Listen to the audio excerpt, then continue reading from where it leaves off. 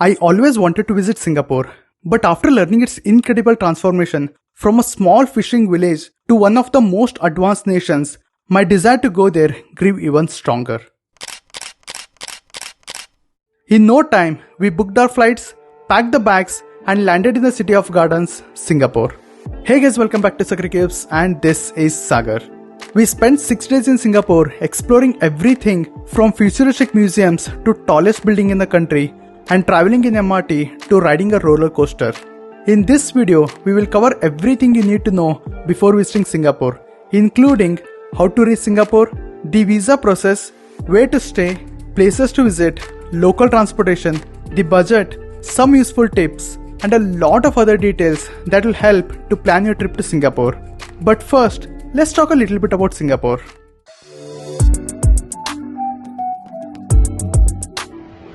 Singapore is situated in Southeast Asia, right below Malaysia and above Indonesia. There are two bridges that connect Singapore to the mainland Malaysia. It is not a single island, but a collection of 63 islands. Singapore is a small country spreading over just 735 square kilometers, which is slightly bigger than Namma Bengaluru. It has just one city. Both the country and the city is called Singapore, named after Sanskrit word Singapura, meaning the lion city. Despite being such a tiny country with a dense population, Singapore has emerged as one of the most advanced and developed countries while striking a good balance between urbanization and cultural heritage.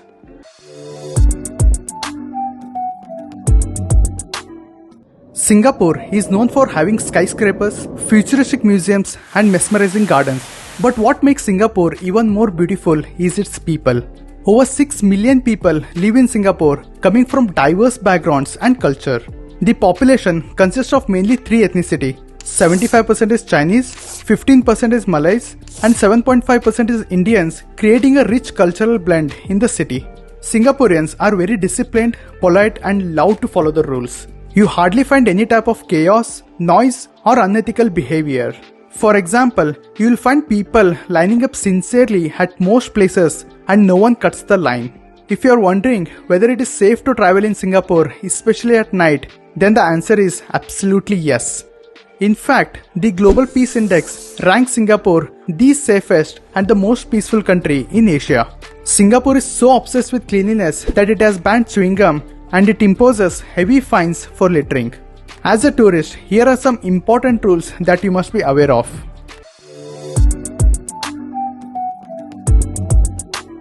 Singapore doesn't have a language of its own, but it uses 4 official languages: English, Malay, Chinese, and Tamil. Yes, you heard it right. Tamil is an official language in Singapore because most Indian origin residents living in Singapore are Tamilians. You will see signboards, restaurant menus, and shop names mostly in English, but sometimes you will find all 4 languages used. English is widely spoken throughout the country. Almost everybody in Singapore understands and speaks English. So if you know English, you will have no trouble communicating.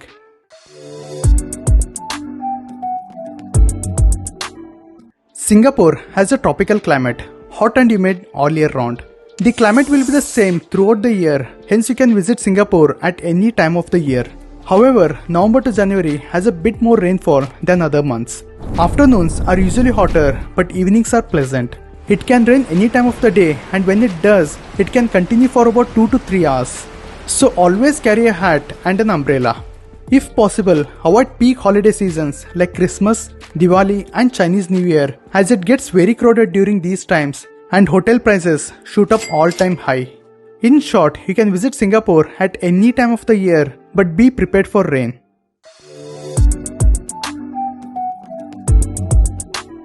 Singapore is incredibly well connected with the rest of the world. Finding a direct flight from major cities in India shouldn't be a problem. The round-trip flights cost between 20 to 30,000 rupees on a budget airlines like AirAsia, Indigo, or Scoot, and 30 to 50,000 rupees on a premium airlines like Vistara and Singapore Airlines. The cheapest flights are from Kolkata, Chennai, Hyderabad, and Vizag.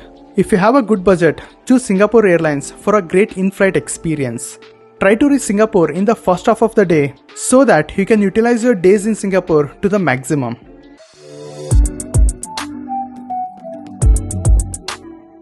Here comes the most important and equally confusing part, the visa. For Indian passport holders, e-visa is mandatory and you need to apply it well in advance. Even though getting a Singapore tourist visa is not difficult, there are no clear guidelines on how to apply for one and the documents needed. Let me simplify it for you. You need the following documents. Two main reasons behind visa rejection are incorrect photographs and insufficient funds. Make sure to get your photo clicked at a photo studio with these dimensions and keep sufficient funds in your account, especially if you're a non-salaried person. The second part is applying for the visa. Even though Singapore is a tourist-friendly country, it's surprising that you can't directly apply for a visa by your own. You need to go through an agent or somebody you know in Singapore. The basic cost of e-visa is around 1800 rupees per person, but agents add a commission of about 1000 to 2000 rupees on top of it. I have included the agent's details in my Singapore travel guide. This guide also includes a lot of other useful informations, including the itinerary, packing list, best places to eat, maps, links, ticket prices, opening hours, and insider tips for all the attractions. And the best part is, it is mobile friendly and you can access it on the go without the internet. Scan this QR code to download it or check the first link in the description box below. Coming back to the topic, you can apply for the visa only 30 days before your travel date and it takes 3 to 4 days to process your visa. But I suggest keep a good buffer in case anything goes wrong. Upon arrival in Singapore, you need to submit a form called Singapore Arrival Card before immigration. I recommend doing it in advance to speed up the immigration process. You might hear some people say you don't need a visa to visit Singapore. Well, that's true and it's called Visa Free Transit Facility or VFTF in short. But it has a lot of requirements and most people don't qualify for it. This is the eligibility criteria for Visa Free Transit Facility.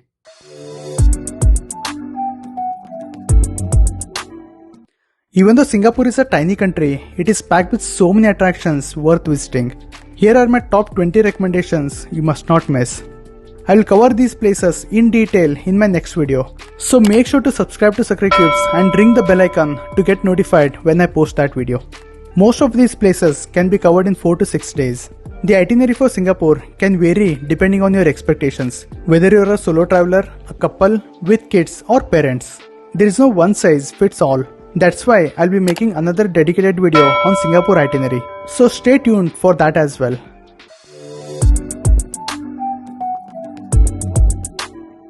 The local currency in Singapore is called Singaporean dollar or SGD in short. As of today, one Singaporean dollar is roughly 62 Indian rupees or $0.74 US dollars. You can either use cash or a card for transactions in Singapore. If you plan to use cash, it's best to convert your Indian rupees to Singaporean dollars from India itself. Avoid converting the currency in Singapore as you won't get the best exchange rates. Another great alternative to carrying cash is to use digital payments. And that is what we did on our Singapore trip. Cards are accepted everywhere in Singapore, including restaurants, shops, and attractions. The regular debit card or credit card usually have 3 to 5% forex markup charges. So I suggest getting a 0 forex card like Niyo Global or Fi debit card. These cards work at 90% of the places in Singapore, but you still might need cash at some places like hawker centers and MRT stations. In such cases, you can directly withdraw money from ATMs in Singapore.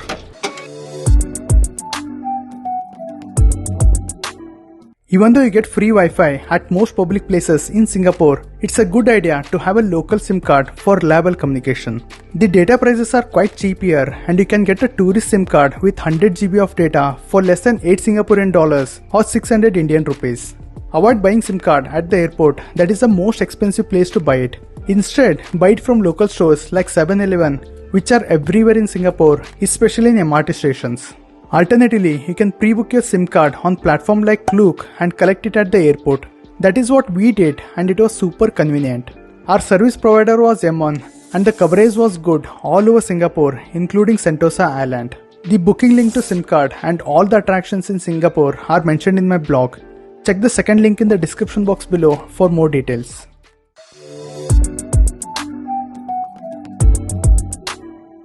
The next important and time-consuming task is choosing an accommodation. Singapore is one of the most expensive cities to live in, and it's no surprise that major expense in your Singapore trip will be on the stays. The cheapest options start from 6,000 rupees per night and can go up to 10,000 rupees per night for a decent stay. And the luxurious stays start from 20,000 rupees per night. Even after paying so much, you may not be happy with the room size. Our room was only 150 square feet wide. With a queen size bed in the middle, there was hardly any space left for our luggages. And let me tell you, we carried small cabin bags. I can't imagine how inconvenient it will be if one is traveling with the bigger suitcase. Most hotels in Singapore have similar sized rooms, so be mentally prepared to stay in a smaller room, especially if you are traveling with kids. On a brighter note, these hotels offer top-class amenities that you can expect from a 4-star hotel. For solo travelers, hostels are more affordable option, costing around 2,000 rupees to 4,000 rupees per night. If you are looking for something fancy, stay in these cool-looking hostels called capsules or pods. These are very popular in Singapore. Here are the best areas to stay in Singapore. Bugis is perfect if you want a vibrant neighborhood with lots of shopping options. Accommodations in Little India are a bit cheaper and it is filled with lots of Indian restaurants. It's ideal if you're a vegetarian or traveling with your parents. Lavender offers good accommodation at reasonable prices. It has excellent connectivity and is close to most tourist attractions. This is where we stayed. Downtown is one of the most expensive neighborhoods. It is surrounded by skyscrapers and iconic landmarks. There are only luxurious accommodations in this area. If you have a good budget, you can stay in downtown. I don't recommend staying in Sentosa Island as it is pricey. However, if you want to stay there for a day or two, Resort World Sentosa is the best option. One thing to consider while booking a stay in Singapore is the distance to the MRT station. Make sure to book a place within half a kilometer from the MRT station. It will save you a lot of time and money on the transportation. I have mentioned some of the best hotel recommendations along with the distance to the MRT stations in my blog. Check the second link in the description box below. We stayed at the Hotel Boss during our visit to Singapore. It cost us around 9,500 rupees per night without breakfast. The room had all the basic amenities like a queen size bed, a small table, a kettle, mini fridge, clean washrooms and a beautiful city view. The hotel also had a swimming pool, gym, laundry machines, water dispenser, restaurant, a small garden and an attached convenience store. The MRT station was just 400 meters away and there was a bus stop right in front of the hotel. The booking links to this hotel and all the other recommendations are in my blog. Do check it out.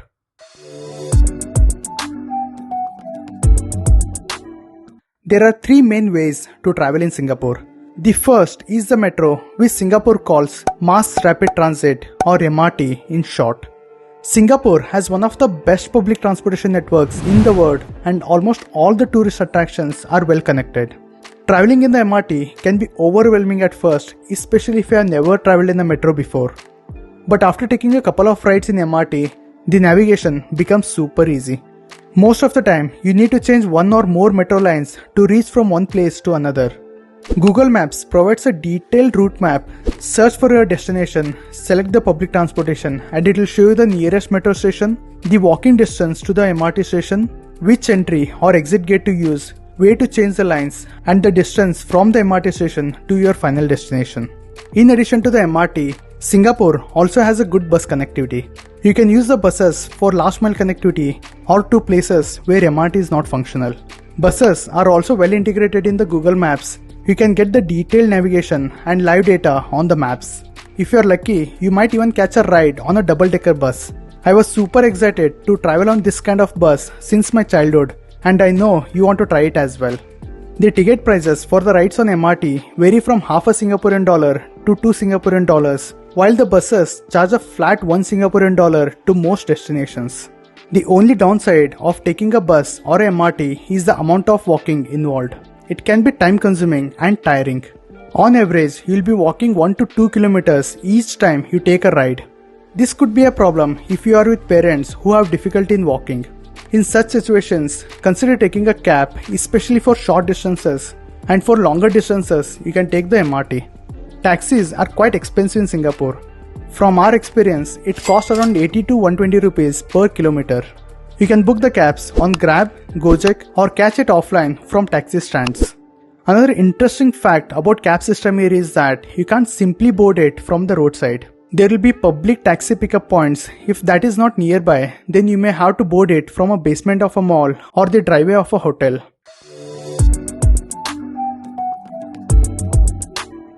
To travel by MRT or bus, you need either a Singapore Travel Pass or an EZ-Linkk card. I recommend opting for the EZ-Linkk card over the Singapore Travel Pass. Believe me, it will be a lot cheaper even if you travel in MRT extensively. Recharging the EZ-Linkk card is simple. There are kiosks in the MRT station, but they accept cash only. So be sure to have some cash handy. You can purchase these cards at 7-Eleven stores or at ticket counter in the MRT station. Additionally, you can pay through contactless payment using the Visa card, MasterCard or Apple Pay.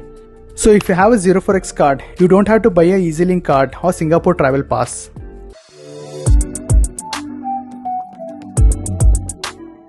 Singapore is known for its amazing food and you will love it if you are a foodie. If you want to try local Singaporean food, then here are my recommendations. An average meal can easily cost 1 to 2,000 rupees in a restaurant. But one place that will come for your rescue is the hawker center. Hawker center is nothing but a public food court filled with many small food stalls. There are more than 100 hawker centers across Singapore and they offer meals at reasonable prices. An average meal in a hawker center can cost 600 rupees to 800 rupees. Every hawker center will have at least one Indian restaurant. So if you are craving for Indian food, then you can check it out. Singapore is a foodie's paradise, especially if you are a non-vegetarian. But for vegetarians, there is not much option unless you are in Little India. Little India has a lot of Indian restaurants including pure veg restaurants. The food here tastes authentic exactly like how we find in India, sometimes even better. Most of the restaurants serve South Indian food, but you can also find North Indian cuisine. We had food in Little India multiple times and this is what we had and the prices.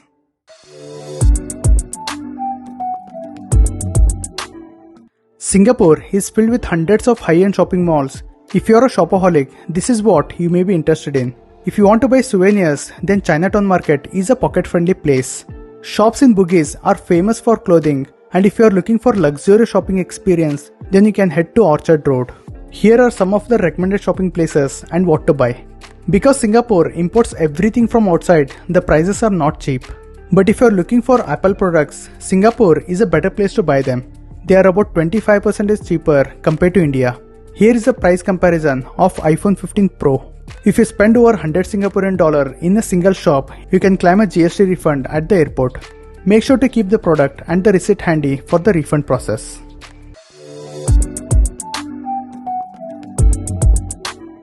We visited Singapore for 7 days and 6 nights and here is a detailed budget breakdown of our expenses.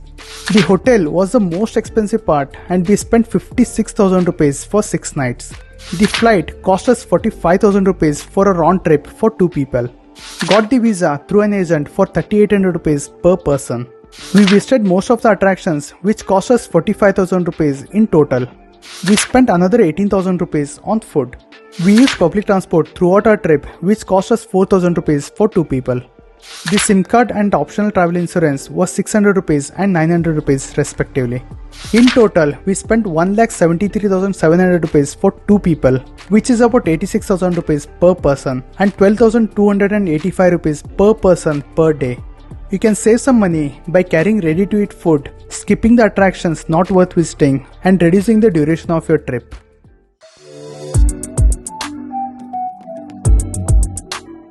Here are some of the tips that will help in your Singapore trip. But before that, I have a small request. If this video was helpful so far, hit on the like button and also subscribe to our channel if you haven't already. If you have any questions about Singapore, even the most silly ones, don't hesitate to ask it in the comment section below. Now back to the tips.